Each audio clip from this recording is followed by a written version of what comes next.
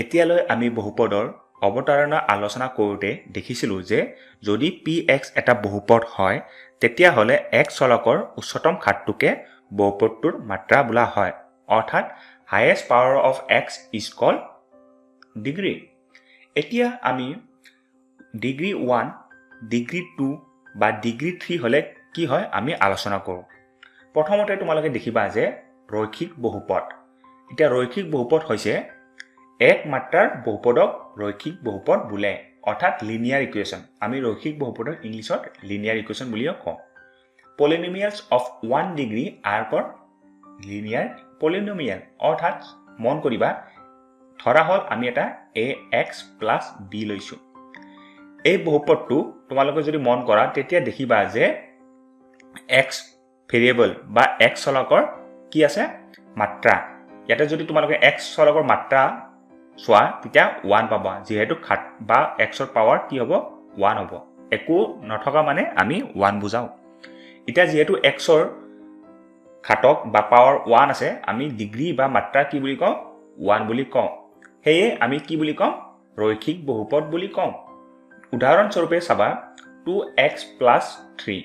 এইটো কি হ'ব ৰৈখিক বহুপদ বা লিনিয়াৰ ইকুৱেশ্যন হ'ব। কিয় x ৰ পাৱাৰ বা ঘাতক তোমালোকে মন কৰিলে দেখিবা যে 1 হয়। তেনেকৈ 5x minus 4 এইটোও তোমালোকৰ কি হ'ব x ৰ ঘাতক বা পাৱাৰ কি আছে 1 আছে। 1 থাকিলে আমি কি কম ৰৈখিক বহুপদ বা লিনিয়াৰ ইকুৱেশ্যন বুলি কম। ধৰা হ'ল x to the power 4 plus 3x plus 5 এইটোক আমি ৰৈখিক বহুপদ বা লিনিয়াৰ পলিনমিয়েল বা লিনিয়াৰ ইকুৱেশ্যন বুলি ক'ব পাৰিমনে নোৱাৰো। কিয় ইয়াতে যদি তোমালোকে মন কৰা তেতিয়া দেখিবা যে x চলকৰ উচ্চতম ঘাতক বা x চলকৰ হাইয়েষ্ট পাৱাৰ কি আছে 4 আছে। যেতিয়া 4 থাকে তেতিয়া আমি ৰৈখিক বহুপদ বা লিনিয়াৰ ইকুৱেশ্যন বা লিনিয়াৰ পলিনমিয়েল ক'ব নোৱাৰো যিহেতু x ৰ উচ্চতম ঘাতক বা পাৱাৰ 1 হ'ব লাগিব অৰ্থাৎ ডিগ্ৰী 1 হ'ব লাগিব ৰৈখিক বহুপদ বা লিনিয়াৰ ইকুৱেশ্যন বা পলিনমিয়েল হ'বলৈ হ'লে। সেয়ে আমি x to the power 4 3x plus 5ক আমি কেতিয়াও ৰৈখিক বহুপদ বা লিনিয়াৰ ইকুৱেশ্যন বুলি ক'ব নোৱাৰো। দ্বিতীয়তে আমি দ্বিঘাত বহুপদ চাওঁ আহা। এটা দ্বিঘাত বহুপদ হ'বলৈ হ'লে দুই মাত্ৰাৰ বহুপদ এটা দ্বিঘাত বহুপদ বোলে অৰ্থাৎ কোৱাড্ৰেটিক পলিনমিয়েল। পলিনমিয়েলছ উইথ ডিগ্ৰী 2 কি বুজাইছে চাবা ax square plus bx plus c। ইয়াতে মন কৰিবা a কেতিয়াও 0 বা 0 হ'ব নোৱাৰে। তেনেকৈ ৰৈখিক বহুপদটো ax প্লাছ b এৰ মান কেতিয়াও 0 হ'ব নোৱাৰে। আমি আগলৈ আলোচনা কৰিম বাৰু। এতিয়া এনেকুৱা উদাহৰণ আমি কেইটামান চাওঁ আহা 2x square plus 5x plus c plus 3 লৈ লোৱা ল'লে ইয়াতে তোমালোকে যদি চোৱা x চলকৰ আটাইতকৈ বা উচ্চতম ঘাতক বা পাৱাৰ কি আছে 2 আছে আৰু যেতিয়া হাইয়েষ্ট পাৱাৰ বা উচ্চতম ঘাতক 2 হয় তেতিয়া আমি কি বুলি কওঁ ডিগ্ৰী বা মাত্ৰা আমি 2 বুলি কওঁ। যিহেতু ডিগ্ৰী বা মাত্ৰা 2 হয় সেয়ে আমি এনেকুৱা ধৰণৰ বহুপদবোৰক আমি দ্বিঘাত বহুপদ বা কোৱাড্ৰেটিক পলিনমিয়েল বুলি কম। তেনেকৈ 2x plus 3 এইটো দ্বিঘাত বহুপদ হ'বনে নহয় কিয় ইয়াতে x ৰ ডিগ্ৰী কি আছে 1 আছে। তেনেকৈ 4x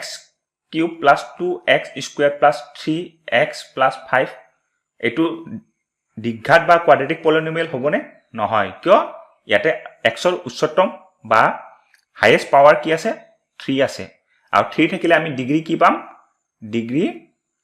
3 পাম আৰু ডিগ্ৰী 3 বা মাত্ৰা 3 হ'লে আমি দ্বিঘাত বহুপদ বুলি ক'ব নোৱাৰো। দ্বিঘাত বহুপদ হ'বলৈ হ'লে ডিগ্ৰী বা মাত্ৰা 2 হ'ব লাগিব মন কৰিবা। তেনেকৈ ত্ৰিঘাত বহুপদ বা কিউবিক পলিনমিয়েলত কি হ'ব তোমালোকৰ ডিগ্ৰী বা মাত্ৰা 3 হ'ব অৰ্থাৎ ax cube plus bx square plus cx plus d এনেকুৱা ধৰণৰ ৰাশিবোৰক আমি ত্ৰিঘাত বহুপদ বা কিউবিক পলিনমিয়েল বুলি কওঁ যিহেতু x ৰ উচ্চতম ঘাতক বা হাইয়েষ্ট পাৱাৰ কি আছে 3 আছে আৰু 3 থাকিলে আমি কি বুলি কওঁ ডিগ্ৰী বা মাত্ৰা কি হ'ব 3 হ'ব আৰু 3 হলে এনেকুৱা ধৰণৰ বহুপদবোৰক আমি ত্ৰিঘাত বহুপদ বা কিউবিক পলিনোমিয়েল বুলি কওঁ উদাহৰণ স্বৰূপে চাবা 4x³ + 5x² + 2x + 3 এইটোক আমি কি বুলি কম ত্ৰিঘাত বহুপদ বুলি কম কিয় ইয়াৰ ডিগ্ৰী বা মাত্ৰা 3 আছে অৰ্থাৎ x চলকৰ হাইয়েষ্ট বা উচ্চতম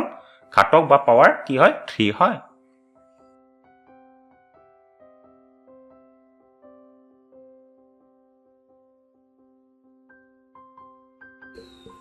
প্ৰথমতে আহা আমি ৰৈখিক বহুপদ আৰু বহুপদৰ শূন্য আলোচনা কৰোঁ ৰৈখিক বহুপদ আমি জানো যে মাত্ৰা বা ডিগ্ৰী 1 হলে আমি ৰৈখিক বহুপদ বা লিনিয়াৰ পলিনোমিয়েল বুলি কওঁ ধৰা হল px = ax + b এনেকুৱা ধৰণৰ বহুপদবোৰক আমি ৰৈখিক বহুপদ বুলি কওঁ যেহেতু px বহুপদটোৰ মাত্ৰা বা ডিগ্ৰী 1 হয় এতিয়া x চলকটো মনত কৰা x চলক বা ভেৰিয়েবল অৰ্থাৎ x ৰ মান যিকোনো হ'ব পাৰে 1 হ'ব পাৰে 2 হ'ব পাৰে 3 হ'ব পাৰে যিকোনো সংখ্যা ল'ব পাৰে হেই আমি x চলক বা ভেৰিয়েবল বুলি কওঁ আৰু x ৰ লগত থকা সংখ্যা a আমি কি বুলি কওঁ সহগ বা কোএফিচিয়েন্ট অফ x বুলি কওঁ তেনেকৈ b সংখ্যাটোক আমি ধ্ৰুৱক পদ বা কনষ্টেন্ট বুলি কওঁ উদাহৰণ স্বৰূপে চাবা px = 2x - 6 ইয়াত x ৰ লগত পূৰণ হৈ থকা সংখ্যাটোক আমি কি বুলি কম সহগ বা কোএফিচিয়েন্ট অফ x 2x মানে কি বুজাইছে 2x মানে বুজাইছে 2 পূৰণ x 2x - 6 আৰু -6ক আমি ধ্ৰুৱক পদ বা কনষ্টেন্ট বুলি কম যেহেতু চলক বা ভেৰিয়েবলৰ লগত কি পূৰণ হৈ থকা নাই তেনেকৈ দ্বিতীয়টো চাবা 4x + 12 ইয়াতে x ৰ লগত পূৰণ হৈ থকা সংখ্যাটোক আমি কি বুলি কম সহগ বা কোএফিচিয়েন্ট অফ x বুলি কম আৰু +12 টোক আমি ধ্ৰুৱক পদ বুলি কম এতিয়া px = 2x - 6 যদি আমি x ৰ জাগাত 3 লওঁ তেতিয়া কি হ'ব চাও আহাচোন 2 পূৰণ 3 যেহেতু আমি x ৰ জাগাত 3 লৈছো আৰু আমি জানো যে x এটা ভেৰিয়েবল বা চলক হয় আৰু x এ যিকোনো ভ্যালু বা মান ল'ব পাৰে -6 = সৰল কৰিলে কি হ'ব 2 3 * 6 -6 আছে -6 = 0 অৰ্থাৎ আমি কি ক'ব পাৰো যদি আমি x = 3 লওঁ তেতিয়া দিয়া বহুপদটো অৰ্থাৎ 2x - 6 সৰল কৰিলে আমি কি পাওঁ মান 0 পাওঁ এনেকৈ x ৰ মান বহুৱাৰ পিছত আমি বহুপদটো যদি 0 পাওঁ তেতিয়া আমি x ৰ মানটোক আমি 0 বা 0 বুলি কওঁ অহা এতিয়া আমি বহুপদৰ 0 বা 0 কি হয় আলোচনা কৰো আহা অলপ আগতে আমি ৰৈখিক বহুপদৰ 0 ওলোৱা আলোচনা কৰিলো এতিয়া কি পালো আমি যে দেখিলো যে x ৰ জাগাত যিকোনো এটা মান বহুৱাৰ পিছত যদি বহুপদটোৰ মান সৰল কৰাৰ পিছত 0 হয় তেতিয়া আমি x ৰ সলনি বহুৱা মানটোক আমি 0 বুলি কওঁ এতিয়া 0 ওলোৱা আমি এটা পদ্ধতি শিকো আহা এটা কথা মন কৰিবা এটা বাস্তৱ সংখ্যা k এটা বহুপদ px ৰ এটা 0 বোলে যদি pk = 0 হয় উদাহৰণত চাবা k যদি px = 2x + 3 এটা 0 তেন্তে pk = 0 x ক k ৰে সলনি কৰিব পাৰি অৰ্থাৎ কি বুজাই চাবা আমাক কৈছে যে k কি বুলি কৈছে 2x + 3 এটা 0 হয় তেতিয়া আমি কি কৰিম যদি k 0 হয় তেতিয়া x ৰ জাগাত আমি k বহাব পাৰিম অৰ্থাৎ x ৰ সলনি k বহাব পাৰিম এতিয়া যদি আমি pk অৰ্থাৎ x ৰ সলনি আমি k বহাইছো তেতিয়া কি হ'ব ইয়াতে 2x আছিল মন কৰা 2x আছিল x ৰ সলনি আমি কি বহাম k বহাম +3 = কি হ'ব 0 হ'ব কিয় তোমালোকক ইয়াতে কৈছে pk = 0 হ'ব এতিয়া যদি আমি সৰল কৰো তেতিয়া আমি k ৰ মান উলিয়াব পাৰিম k কেনেকৈ উলিয়াম চাবা 2k ইকুৱেল টু ইয়াতে মন কৰা +3 আছে সমান চিনৰ ৰাইট হেণ্ড সাইডে গলে +3 টু -3 হ'ব k কি হ'ব k ইকুৱেল টু -3/2 হ'ব এতিয়া আমি ক'ব পাৰিম যে 2x + 3 শূন্য বা 0 কি হ'ব -3/2 হ'ব এনেকৈ তোমালোকে ৰৈখিক বহুপদৰ শূন্য ওলাবলৈ চেষ্টা কৰিবা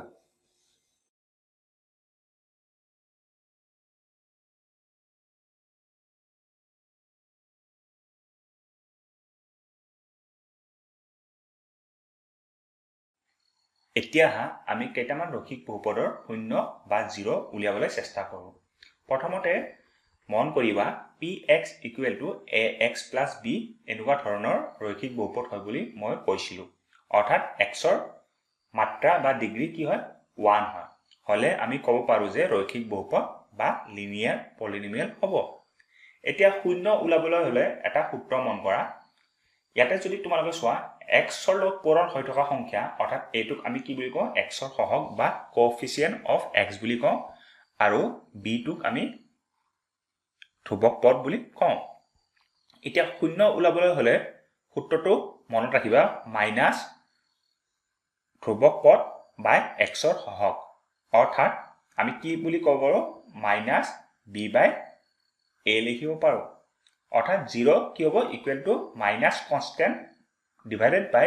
কোএফিচিয়েন্ট অফ x এতিয়া মন কৰা ax + b টোত ধ্ৰুৱক পদ বা কনস্ট্যান্ট কি আছে b আছে b থাকিলে -b আৰু x ৰ সহগ অৰ্থাৎ x ৰ কোএফিচিয়েন্ট a আছে বাই a আমি ডাইৰেক্ট লিখিব পাৰো এতিয়া প্ৰশ্নটো চাবা px = 3x - 5 এইটো প্ৰশ্নৰ যদি আমাক শূন্য উলিয়াব দিয়ে তেতিয়া আমি কি কৰিম প্ৰথমতে -b/a সূত্ৰটো লিখি লম এতিয়া চাবা b ৰ জাগাত কি আছে তোমালোকে যদি দুটা ax + b আৰু 3x - 5 তুলনা কৰা তেতিয়া দেখিবা যে b ৰ জাগাত ইয়াতে -5 আছে অৰ্থাৎ আমি কি লিখিম b ৰ জাগাত -5 লিখিম তোমালোকে যদি সূত্ৰটো চোৱা px = ax + b আছিল কিন্তু এই প্ৰশ্নটো মাইনাস আছে অৰ্থাৎ আমি -5 লিখিম বাই a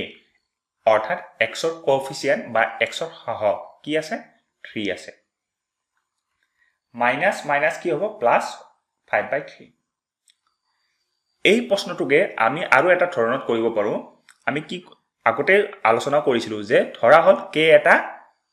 px = 3x - 5 ৰ কি হয় শূন্য হয় তেতিয়া আমি কি লিখিম pk = 0 অৰ্থাৎ x ৰ সলনি আমি কি বহাম k বহাম অৰ্থাৎ আমি কি লিখিম 3k - 5 = 0 আমি px = 3x - 5 প্ৰশ্নত লৈছিলো এতিয়া x ৰ সলনি যে আমি k বহাও অৰ্থাৎ 3x অৰ্থাৎ x ৰ জাগাত কি হ'ব k হ'ব অৰ্থাৎ 3k - 5 = 0 যেহেতু আমি k দিয়া বহুপদটোৰ এটা শূন্য ধৰি লৈছিলো এতিয়া আমি সৰল কৰিলে কি পাম চাবা -5 আছে ইকুৱেল চিনৰ ৰাইট হেণ্ড সাইডে লৈ আনিলে কি হ'ব +5 হ'ব তোমালোকে জানা ইকুৱেল টু কি হ'ব k 5/3 হ'ব তোমালোকে এনেকৈ পদ্ধতিও কৰিব পাৰা বা এনেকৈ ডাইৰেক্ট সূত্ৰ লগাইও কৰিব পাৰা তোমালোকৰ মৰ্জি এতিয়া দ্বিতীয় প্ৰশ্নটো চোৱা ইয়াতে y চলক আছে অৰ্থাৎ y ভেৰিয়েবল আছে তোমালোকে y লোৱা x লোৱা z লোৱা যিকোনো ল'ব পাৰা এতিয়া যদি আমি এইটোৱে শূন্যটো ওলাবলৈ আমি যদি সূত্ৰ ব্যৱহাৰ কৰো তেতিয়া আমি -b/a সূত্ৰটো ইয়াতে b কি আছে অৰ্থাৎ ধ্ৰুৱক পদ বা কনস্ট্যান্ট কি আছে 8 আছে প্লাস আছে প্লাস থাকিলে আমি কি কৰিম -8 লিখিম যদি এটা মাইনাস থাকিলে হয় আমি কি কৰিলো হয় এনেকে -5 লিখিলো হয় কিন্তু ইয়াতে যেহেতু +8 আছে আমি ডাইৰেক্ট 8 লিখিম আৰু আগৰ পৰা সূত্ৰটোত মাইনাস এটা আছিল আৰু a অৰ্থাৎ y ৰ সহগ অৰ্থাৎ y ৰ লগত পূৰণ হৈ থকা বা মাল্টিপ্লাই হৈ থকা সংখ্যাটো ইয়াতে কি আছে y ৰ কোএফিচিয়েন্ট অৰ্থাৎ সহগ কি আছে 4 আছে আমি ডাইৰেক্ট 4 লিখিব পাৰো এতিয়া যদি আমি হৰণ বা ডিভাইড কৰো কি পাম 4 2 যা 8 অৰ্থাৎ -2 দিয়া প্ৰশ্নটোৰ শূন্য কি হ'ব বা 0 কি হ'ব -2 হ'ব এই প্ৰশ্নটোকে যদি আমি k ধৰি লওঁ যে দিয়া বহুপদটোৰ এটা শূন্য হয় তেতিয়া আমি কি লিখিম pk = 0 লিখিব পাৰোঁ লিখিলে pk = 0 অৰ্থাৎ pk